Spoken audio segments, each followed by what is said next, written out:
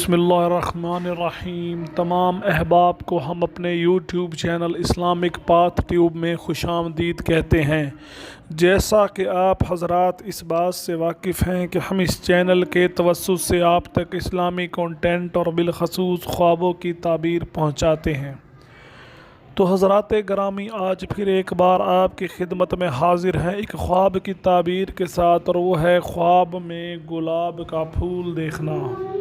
حضرات گرامی، خواب میں گلاب کا پھول مختلف طریقوں سے یا مختلف انداز میں دیکھا جا سکتا ہے، اور ہر خواب کی اپنی تعبیر ہے۔ ان میں کیا کیا ہو سکتا ہے؟ جیسا کہ خواب میں گلاب کا پھول دیکھنا، خواب میں صاحب خواب پر گلاب کا پھول گرانا، خواب میں کسی کو یا کسی کے لیے گلاب کا پھول دینا، اسی طرح عالم کا کسی کے لیے گلاب کا پھول دینا۔ تو حضرات گرامی، یہ تھی مختلف صورتیں جن کی ہم آپ کو تعبیریں بتائیں گے، مگر اس سے پہلے جنہوں نے ابھی تک چینل سبسکرائب نہیں کیا یا جو اس چینل پر نئے ہیں وہ چینل کو سبسکرائب کریں اور گھنٹی کا بٹن دبا دیں تاکہ سب سے پہلے آنے والی ویڈیوز آپ کو ملتی رہیں۔ تو حضرات گرامی، بنا آپ کا قیمتی وقت ضائع کیے چلتے ہیں ہم اپنے خواب کی تعبیر کی جانب کہ خواب میں گلاب دیکھنا۔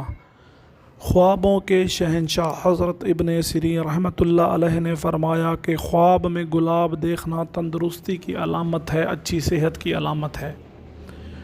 اسی طرح حضرات گرامی، خواب میں صاحب خواب پر گلاب گرانا، حضرت ابن سیرین رحمۃ اللہ علیہ نے فرمایا کہ اگر کوئی شخص دیکھے کہ اس پر کسی نے گلاب گرایا ہے تو دلیل ہے کہ تندرست ہوگا اور لوگ اس کی صفت بیان کریں گے، لوگوں میں نیک نامی ہوگی، لوگ اس کی تعریف کریں گے۔ اسی طرح حضرات گرامی، خواب میں کسی کو یا کسی کے لیے گلاب دینا، اگر کوئی شخص خواب دیکھے کہ اس نے کسی کے لیے گلاب دیا ہے تو دلیل ہے کہ اس علاقے میں، اس ملک میں اس کی اچھی شہرت ہوگی، وہ مشہور ہوگا۔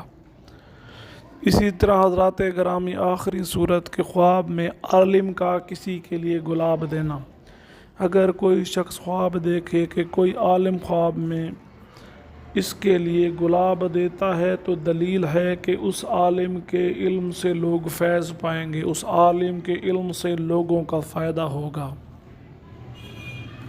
تو حضرات گرامی، یہ تھا خواب میں گلاب دیکھنے کی تعبیر۔ ہم امید کرتے ہیں کہ آپ کو آپ کا مطلوبہ تعبیر اس ویڈیو میں سے مل گئی ہوگی، لیکن اگر کچھ رہتا ہے تو آپ لکھیں، پھر حاضر ہوں گے ایک نئے خواب کی تعبیر کے ساتھ۔ جب تک دعاؤں میں یاد رکھیے۔ جزاک اللہ۔